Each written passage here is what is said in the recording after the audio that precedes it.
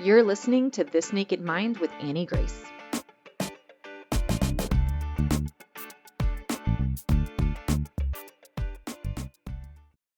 Hi, this is Annie Grace, and welcome to This Naked Mind podcast. I'm here with Steve. Welcome. Hi. Hey, Annie, thanks.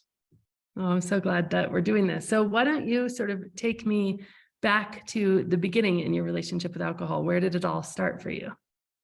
Okay, so in order to tell my story with alcohol and to give the best context, I got to talk about my dad. Because before This Naked Mind made its impact on me, my life was heading in the exact same direction as his. So as a kid growing up about an hour west of Toronto in Ontario, Canada, I'd see my dad drink beer every night. He'd come home from work after a long day of work where he drove a truck and delivered beer to stores and bars for most of his adult working life. And shortly after getting home from work, he'd get straight to making dinner for the family. All the while, a cold bottle of beer never far from reach. So I'm guessing that each evening he would drink 3 or 4 bottles of beer. But honestly, it's hard to recall with any certainty because I didn't see his drinking as bad at the time. So it never crossed my mind to even notice.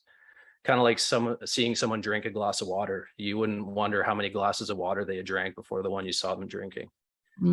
So I say that just to express that seeing my dad drinking beer every time or every day, it was just my normal. I didn't know that was any other kid's normal. So I suppose thankfully, dad wasn't a mean drinker, but he did make some interesting meals for sure under the influence. One of the more memorable ones was this chili that he made that was way too spicy. So as all good cooks do, dad tasted the chili, only to realize it was way too spicy with too many hot peppers. So with quick but inebriated thinking, he thought, what's the opposite of spicy? Well, it's sweet. So I'll just add some maple syrup to fix this. So into the chili went some amount of maple syrup. And what resulted was this chili that at first bite was sickly sweet and then was quickly followed by a blazing heat that had us running for a glass of milk. So needless to say, I'm pretty sure we ate pizza that night and my dad choked down that chili for the rest of the week for lunches. But my dad didn't mess up everything. He was a hard worker and he's always been a great guy with a solid heart. He wouldn't think twice to lend a hand to any person that needed it or even a cat. Once while driving on the outside of town on our way to a camping trip with a family, we passed a house that was on fire. And the fire department clearly wasn't there yet. So my dad stopped the car, ran into the house to look for people. And thankfully, nobody was in the house, but he did manage to save a cat that was trapped in there. So in his hunt camps, he was always the grocery procurer and the chef, and he was more than happy making a feast for everybody. My friends even knew my dad in a similar light, as anyone that slept over on any given weekend would be treated to a large breakfast of bacon, eggs, and pancakes. With family and friends, he'd be the first to offer, help someone move, lend a hand with a renovation, or assist them in any way he could. There were countless times of him taking me to and from hockey, years of coaching my soccer teams, and he would never hesitate to drop off or pick up me or my 2 older brothers from wherever we happened to be. And many weekend mornings, him and I would play cards even at the kitchen table. I remember those mornings pretty fondly. However, what I also remember frequently during those years growing up was my mom and dad arguing, like a lot, almost nightly from what I remember. But in retrospect, I'm pretty sure those arguments were because by the time my mom got home from work, an hour or 2 after my dad, he would be drunk. So then not long after dinner, dad would fall asleep on the couch watching TV, only to wake up a couple hours later and then head up to bed. And that was the cycle he was in for a lot of years. So I don't really blame my dad for his ways, really, because I truly believe he was a product of his parents, which were both heavy drinkers. They had showed him their way, which was be a good person, go to work on time and put in your full day. But when you're done work, go home and drink. Ultimately, just as he was doing what his parents had shown me, he was inadvertently teaching me to drink all those years and showing me that exact same path. When I was 12 years old is when my parents started going out for date nights and the odd weekend away, which meant leaving my 2 older brothers in charge of the house. And you can imagine where that goes. That signaled one thing: party at our house. So my oldest brother's friends would come over Music would get cranked up, people would be smoking cigarettes and weed, and the booze would be flowing freely.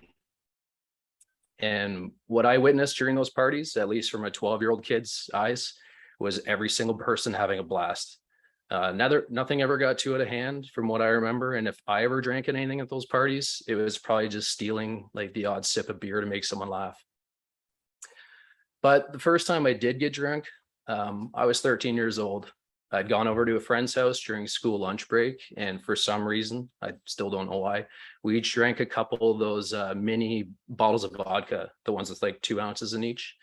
Mhm. Well, as you can imagine, we both got super drunk, and then we puked it all up a short time later.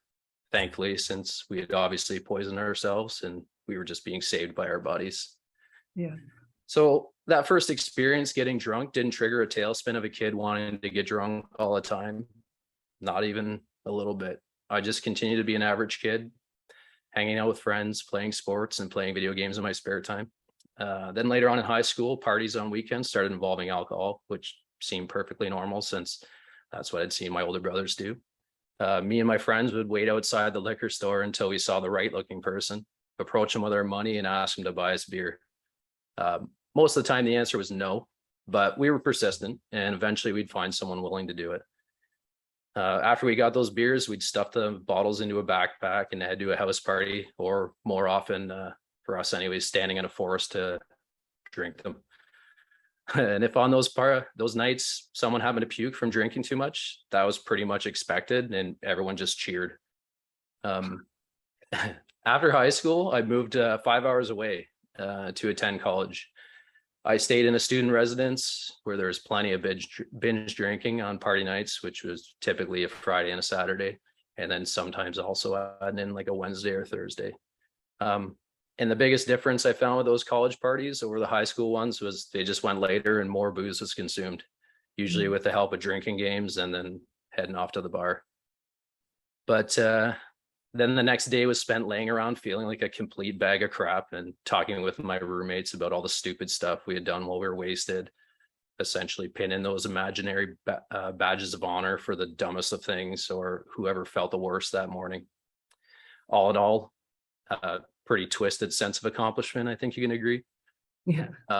But honestly, with all those past experiences, I would only ever remember the good side of them, like laughing with friends and having these deep conversations, and not the darker side of them, like not even remembering the details of those conversations, getting sick or contemplating the damage I could have been doing to my body. And I don't know if that was the whole rose-colored glasses thing or just plain ignorance, but unbeknownst to me, I was laying the groundwork for that cognitive dissonance by creating those competing arguments in my head. Now, getting back to my dad for just a minute, I didn't even know or realize his drinking was any kind of problem my entire life until when I was away in college, I got word that he checked into rehab. Apparently his drinking had really increased the year I was away, and I heard a few stories about how bad it got, which peaked with him falling down the stairs one drunken night. And I don't know this for sure, but I think rehab may have even been an ultimatum to save my mom and dad's marriage. So Wow. while in rehab, dad joined AA. And when he returned home, he continued to attend meetings regularly and even sponsored several people over the years. He's now over 20 years since touching a drink. And while that's great, and I'm super proud of him, there's still a point that really bothers me about AA. And that is that AA told my dad that he was the one with the problem. So my dad, this man that I grew up learning from and looking up to my entire life, he was the one that was powerless and he was flawed. AA had indoctrinated my dad to the mindset of, I am weak to the powers of alcohol. I'm different from other people and I'm one of the ones that got addicted, and I have failed because I got addicted to alcohol. So with those thoughts in his head, he didn't think twice to safeguard his children or anyone else from the dangers of alcohol, or to teach us that alcohol is a dangerous addictive drug that ought to be respected. Instead, whenever we visited the house, even after him being in rehab, the first offer was of a drink. And though it was never verbalized, the message was loud and it was clear. Alcohol isn't a problem. It's just dad that has a problem. And I know that that only helped allow me to carry on consuming alcohol for years without any regard to a possible danger. So I did graduate from that 1-year college program I took. However, I decided it wasn't a career I wanted to pursue any further. I was 19 at the time and needed to pay off my college debts. So I moved back in with my parents and got a job. I ended up finding work in a factory, which I essentially hated and just lived for the weekends. I settled into that pattern of work all week and then get together with friends and drink. That less than glorious pattern continued for a little over a year until one night after work, I was cruising the internet and had this message pop up from somebody. I don't know if you remember ICQ. It was one of the very first internet message platforms from the late 90s, early 2000s. It had that message like, "Ee-oo," when you got a message. So the message was from someone asking if I was the same Steve that was in Mr. Hupple's grade 8 class. Well, I was. And that someone asking was a woman that was in the same grade 8 class years earlier, and she'd eventually become my wife. Her and I chatted online for a little while longer that night, and then she invited me to come visit her at university, which she was attending only 20 minutes away. We planned a night together, and I met her up with her at a pub. We took in an open mic night, chatted with each other about what we'd done the past 5 years, had a bunch of laughs, and really just had a great time. Needless to say, that great time has continued now for the last 23 years. And throughout those 23 years, we achieved a lot together. While she worked on her undergraduate degree, I continued to work in factories while being miserable and hating my work life. But that would soon change as she convinced me to go back to school to get into a career that I actually enjoyed. So the summer after she completed her undergraduate degree and before I went back to college for a 3-year program in construction engineering, we got married. We got married with our friends, or by our friends and family. So the second time around in college, I really focused on my education instead of partying, and it paid off with me graduating at the top of the program and winning multiple awards along the way. Now, I don't say that to gloat by any means, but I just want to highlight the fact that when I was previously in college and partying, I passed my classes with grades that were like just scraping by. But when I focused on school instead of booze, I was able to achieve so much more. After graduating, I was offered jobs from 3 different employers, an architect, an engineer, and a general contractor. I chose the position with a general contractor, and since then I've enjoyed a career that I love, and I've even become one of the owners of the company. My wife and I bought, fixed up, and sold a couple houses over the years until we got into a beautiful home. We had 2 amazing boys along the way, and we were living the textbook perfect life. It was literally a life I had never even dreamed possible. But for the majority of those 20-something years, I was what most people consider that quote unquote regular drinker, which is a term I kind of despise now. But I'm talking about the person meeting up with friends at a pub for a pint or two, going out for dinner and drinking wine, having people over at the house and for a few drinks and watching sports, and occasionally getting together with my old high school buddies and having a bunch of drinks. But all in all, fairly tame by most standards, and only the odd time here and there having too many and causing the next day to be a complete write-off due to a hangover. And though I never drank in the morning or was hiding bottles of booze around the house, the amount I was drinking seemed to be increasing almost without me noticing as the years rolled on, which I now see as the obvious outcome of someone consuming an addictive drug. It truly is a slippery slope. No, I didn't always come home from work and have 2 or 3 drinks. In fact, for a long time, I didn't drink through the week at all. And I would only have a few on the weekends with other people socially. But then I started having one here and there during the week. Then at some point, it became one most every night. Then it was one every night. Then it was 2 every night. Eventually, I got to the point where I would drink every single day. And although I was never chugging drinks, they certainly weren't being drank just for the taste. I would rarely ever be visibly drunk, but I was 100% drinking for effect. And after every drink, I wanted another one. The only reason I wouldn't have another was because I'd use willpower to abstain. Quite honestly, what had now happened well into my own parenthood with my own impressionable kids watching and learning from me is I'd fallen in the exact same pattern that my dad had taught me. Go to work hard, then come home and start drinking. Meanwhile, living in a partial haze, being short with my wife and kids, and being argumentative. I was even at the point where I would lament my kids' sports if they interfered with my nightly drinking routine. I was, in fact, keeping that vicious cycle going by now showing my kids how a husband and a father is supposed to behave. I don't have a lot of regrets, but that's definitely one of them.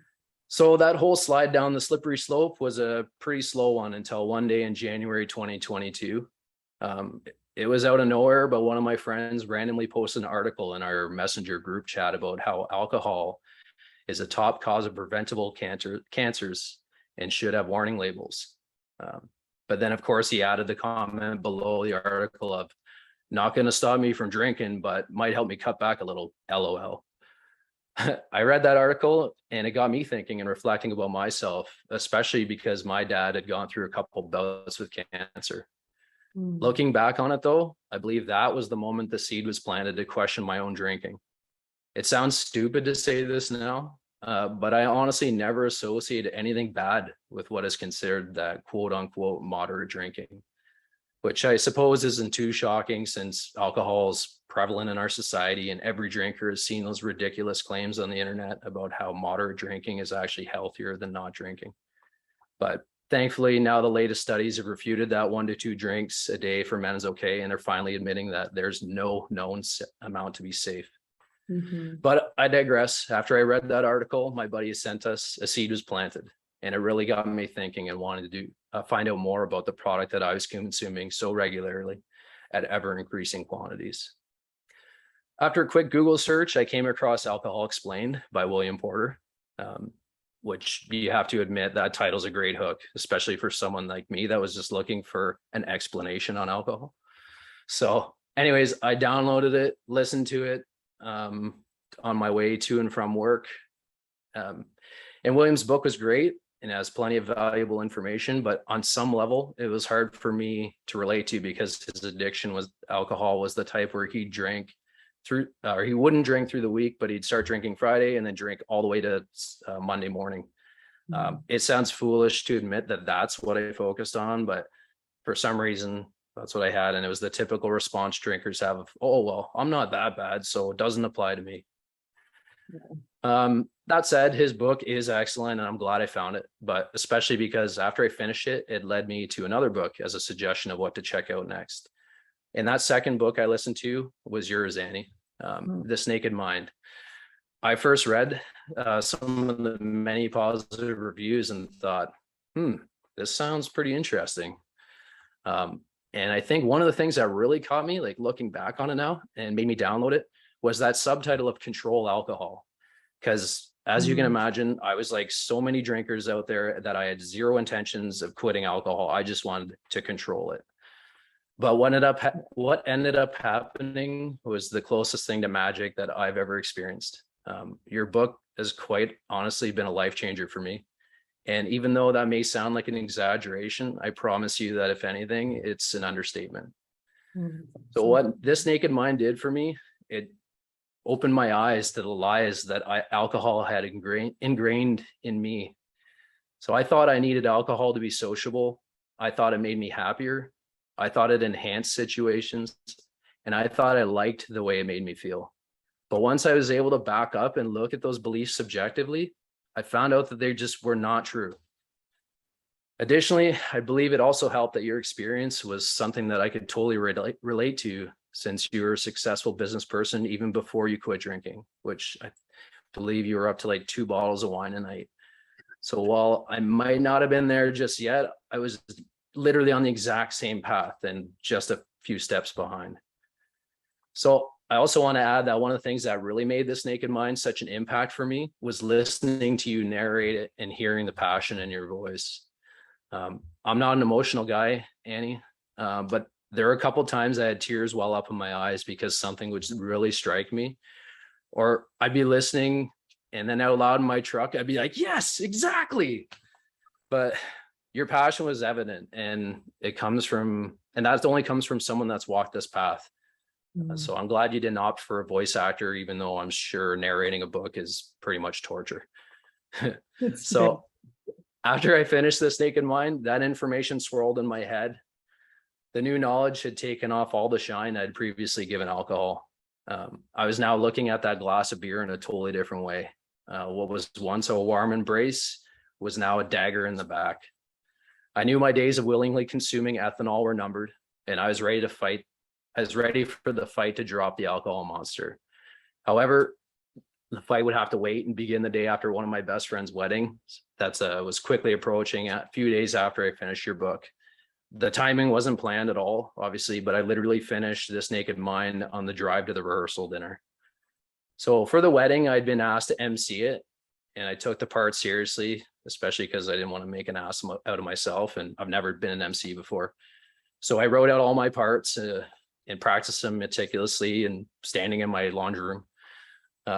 The big day came, and after the ceremony, everybody headed to the reception where the booze started flowing, as you can imagine, but not into me. Even though several people asked me, "Where's my beer? Do I need a beer?" I proudly responded, "Nope, not drinking until I do my duty and knock this thing out of the park. Cranberry and soda for this guy." So, which of course was met with the responses of like, "Oh yeah, that makes sense. Good call." So I can proudly say that it was a home run, and everyone came up to me afterwards and told me I did a great job. It was a huge sense of accomplishment and one I'm really proud of. But what then followed my MC obligation was joining everyone else and drinking too much. I think we closed the hall like 1 a.m. and then we went back to the hotel and drank with the wedding party till like 4:30 in the morning, like ungodly hours that you never see when you're not drinking. But I woke up 4 hours later and felt the same physically as most mornings after a night of drinking hard, which is complete trash with a wicked hangover. But what was different this time was embracing that feeling, because I knew I would never go through another hangover again. So here I am. That's almost a year since that wedding. And now I drink as much as I want, whenever I want to. But the truly amazing thing is I haven't wanted an alcoholic drink since then. And honestly, I know I'll never drink one again. I now see alcohol as something like a magic trick that I was shown how it was done. And I can't go back to the way it was shown before it. There's no illusion or mystery anymore. There's no longer any desire to crave something that I know provides zero benefits to me. And that's really how my life as a drinker ended. Kind of unclimactic, I guess, but there wasn't any kind of rock bottom before my last drink. I've heard that notion in the past that people need that rock bottom before they quit for good.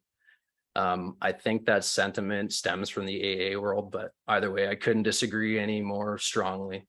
I think that thought of you have to hit rock bottom before you get clean is just dangerous as hell. All it does is lead people to thinking that they can always get worse. Meanwhile, like, what's rock bottom? Death? Or maybe killing somebody while you're driving impaired? Why would anyone want that on their conscience? Like, there are a ton of reasons you shouldn't drink alcohol when you look at it subjectively, and there are literally zero reasons that you should. And now that I'm over halfway through my 41st year of living, I can look back and see that while alcohol was such a huge part of it, I now realize that it stole a lot of credit for the good times I've had with family and friends. It seems at every occasion and every event, whether they were happy or sad, alcohol seemed to be involved in all of them. But now I see that alcohol took so much more than it gave. It was slowly changing me into living in a fog, getting to the point where I had organized my life around drinking, and it had become my true priority, which makes me sick to say, but it's true. I was just looking forward to drinking all the time, and it was taking me away from living in the present and truly enjoying what life has to offer. When the truth is, it's spending time with all the awesome people we're closest to that makes things so good. So I no longer see alcohol as the key to a good time, but rather for what it really is: a dangerous, addictive drug that leaves a trail of regret, shame, and guilt, and eventually would have ruined everything I care about. And finally, I'm going to sneak this in, Annie, because I know you hate getting praise, but I have to say thank you from the bottom of my heart. With this knowledge you shared in This Naked Mind and the passion you delivered it with, I can without a shadow of a doubt say that you saved not only my life, but you changed the course of my wife and kids' lives. And seriously, the best part is that our lives are just so infinitely better now that I can hardly believe that I had the wool pulled over my eyes for so many years. So yeah, that's my story so far. Oh, wow. I love that. Oh, thanks for sharing it. I loved how you said Yeah, thank you. how alcohol stole a lot of credit for the good times. I think that's a really good way to articulate that fact. It feels so true though, right? You look back and you look at everything and it's like, I, I guess actually now it's almost like something you have to do in retrospect, because now that I've done alcohol-free vacations, um, family time, like literally every event that I can think of that I've done is as good or way better than it was with alcohol. So now it's like, I know, remember thinking before, like, oh, that was so great getting together with my buddies and we had all these drinks, and like, wait a second, was it that good? I guess it wasn't because of drinks. Like, we're literally sitting around drinking poison.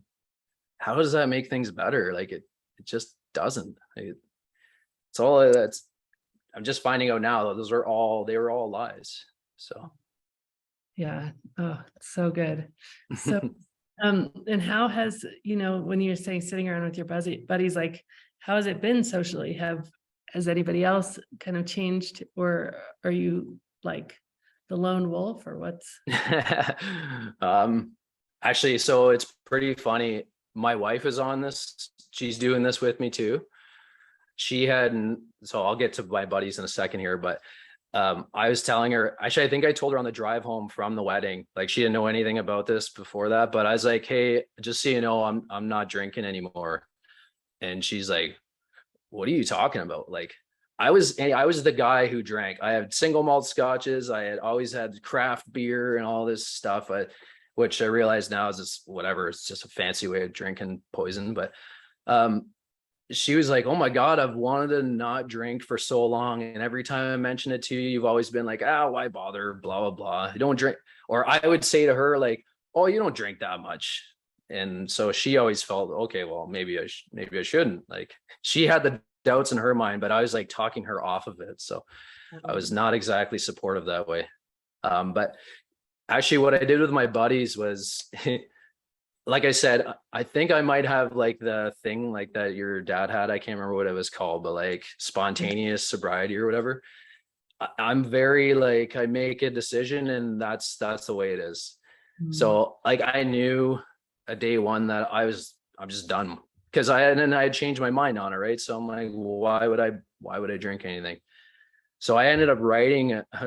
Clearly, I like writing, but I find it a really cathartic process to write things down. So I actually penned a letter to my buddies and sent it to that same group chat, and it was a much more abbreviated version than this, and a bunch of things not talked about. But everybody was crazy supportive. They're all like, "Oh, that's awesome!" Like, and then of course there's like the kind of backing off comments of like, "Hey, so we can still drink, right?" And I'm like, yeah, I wish you wouldn't, because like you're just doing a terrible thing, but whatever. Yeah, if you want to do it, that's fine. And so I'd get together with buddies, and I'd stand around with them and sip non-alcoholic beers, because I'm one of the few people that I guess like the taste of beer. But so I would have my non-alcoholic beers, they would have their alcoholic beers, and and then when it actually get to the point where it's later in the night and I'm tired, I'm like, yeah, I'm out of here, guys. Like, I don't have any reason to stay up till 2 a.m. to drink more. So yeah, everybody's taking it awesome. And I posted on my Facebook thing. I made a short video kind of talking about how like Annie Grace's our book is like mind blowing. You should check it out, type thing. And a lot of people were like really supportive of that. And I know of like 3 or 4 people now that don't drink alcohol because that like made them go and read This Naked Mind, and they were blown away as I was, and I guess still am. And yeah, so I guess I was able to pay it forward to a couple people, which was pretty awesome.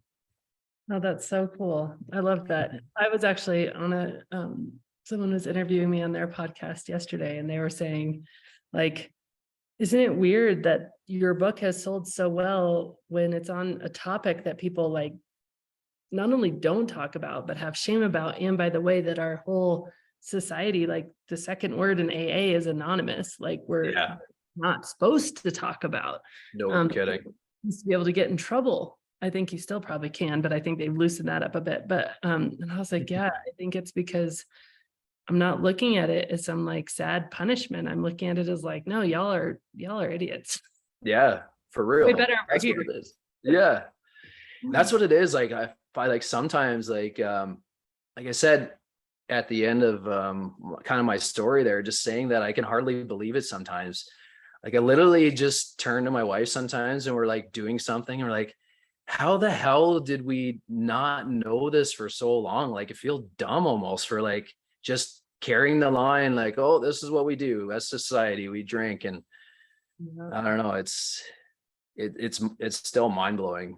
And yeah, like to say I don't miss it is like the biggest understatement. Like people are like, ever ask me, do I miss it? I'm like, what the hell is there to miss? It's like you don't clearly know what you're even doing. Like I think about drinking alcohol the same amount of time, or the same amount of time it takes up the same amount of headspace as me contemplating doing heroin. Like it's like just literally not even on.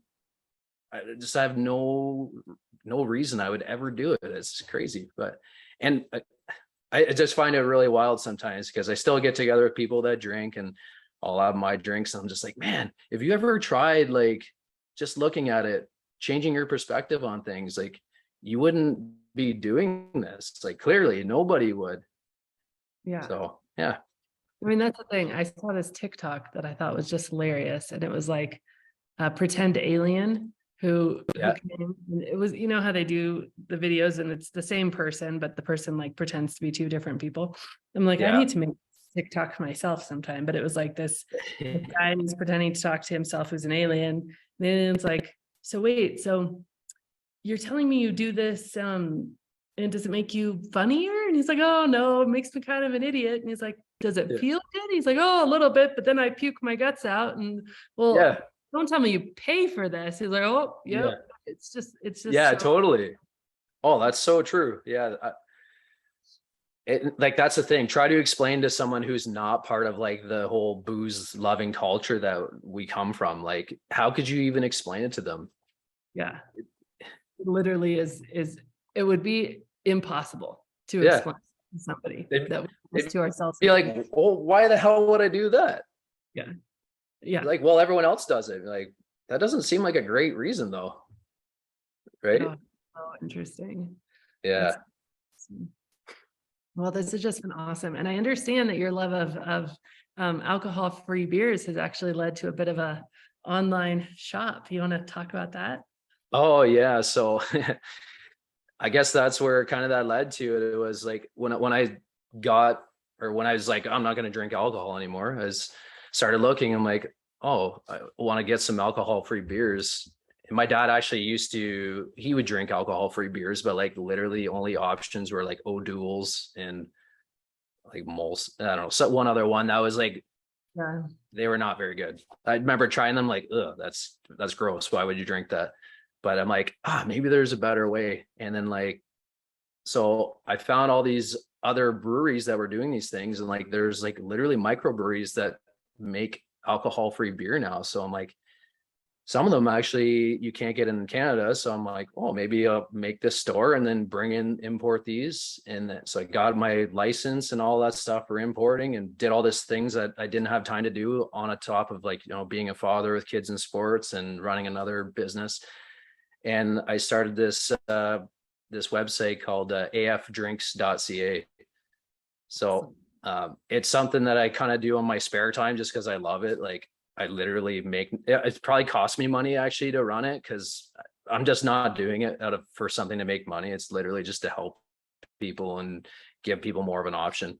There's like a lot of times where people are like, hey, shipping's too much, but I can drive to where you are, not too far away. And I'm like, oh, sure, I'll just drive over and meet you and, deliver some. So I'll just like hand it off to them and that sort of thing. And it's fun. Sometimes I get to have conversations with people and, hear a bit of their story, or sometimes it's just like, all right, here you go. See you later. But yeah, it's been a lot of fun and yeah, pretty interesting little adventure. There's actually since popped up a few more, which is great. Like it's a market I like hope just becomes a juggernaut, but Unfortunately, I don't think that will happen, but yeah, by all means, it's very cool. That's awesome. That's so cool. Well, let me finish up with the question that I ask at the end of these, Steve, which is if you were going to go back in time and talk to yourself who was kind of in the cycle that, you know, your dad had patterned out for you and tell yourself about what life is like now, what would you say? Yeah. So I've like listened to every single one of the Naked Life stories. So I clearly knew this question was coming. So I wrote out exactly what I'd say to young Stephen. So honestly, what I'd do is I'd sit him down for a heart-to-heart conversation because I think that would work for me. I'd look him straight in the eye and say this: Steve, buddy, listen, everything you think you know about alcohol is an illusion, and everything you think is true about alcohol is a lie. Whether it's that having fun with friends needs to be done with alcohol involved, or that having a beer after work relaxes you, or that alcohol will make you happier or feel better in some way. They're all lies. But here's the thing: don't take my word for it. You've got to do your own research. You know how you wouldn't buy damn near anything without first researching and finding the best? Well, it's time to find your best. Make you a priority and read into that drug that you're consuming on a nightly basis at ever increasing quantities. And yeah, newsflash, man, alcohol is an addictive drug, just like the others you'd never think of touching, like coke, meth, or heroin. And while you do your research, make sure you keep a list of all the reasons you should drink. And then keep another list of all the reasons that may be better not to. But again, you cannot take my word for this. Hell, I know you're a stubborn guy and you're doubting what I'm saying to you right now, but I challenge you to prove me wrong. And finally, I love you, man. You're a good person, but you have the potential to be amazing if you aren't being dragged down by the anchor that is alcohol. So good. I Yeah. love that. Yeah, thanks so much for taking so much time and putting time into like your story and thinking it all through. It was really great. I really appreciated hearing it. It was just awesome.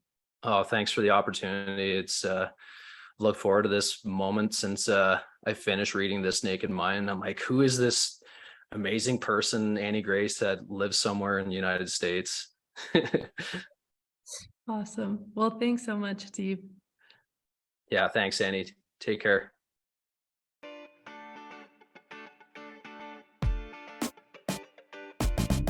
Thank you so much for listening to this episode. If you're ready to see how This Naked Mind can help you on your personal health and wellness journey and want to learn more, go to thisnakedmindpodcast.com to learn what your next best step is. Again, that's thisnakedmindpodcast.com. We have all of our free resources, programs, social links, and more available for you there. Plus, if you have your own naked life story to share, you can submit it there as well. Until next week, stay curious.